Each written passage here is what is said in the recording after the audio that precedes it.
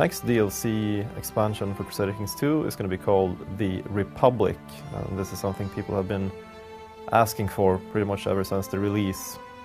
The focus of this DLC is going to be the great merchant republics of the medieval times. That is Venice, Genoa, Pisa, the Hansa, and probably early in the game Gotland as well, which is called the midwife of the Hansa.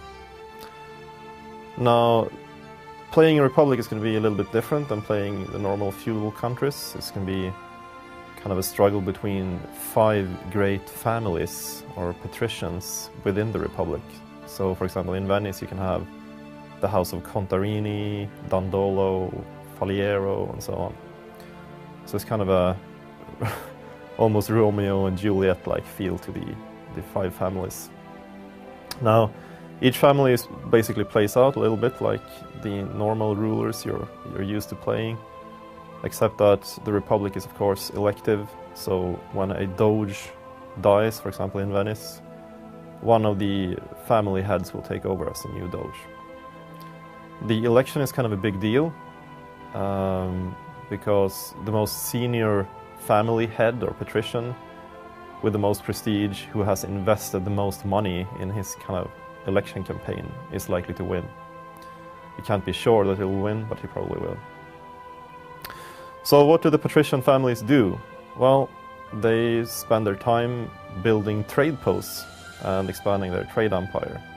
And the way this works is every coastal province in the game can contain a trade post, which is owned by one of the great families in one of the merchant republics.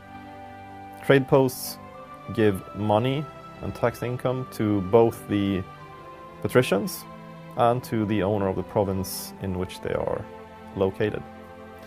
So it's kind of a good thing to have a trade post in your province. You want trade even if you are a feudal lord or a king or whatever.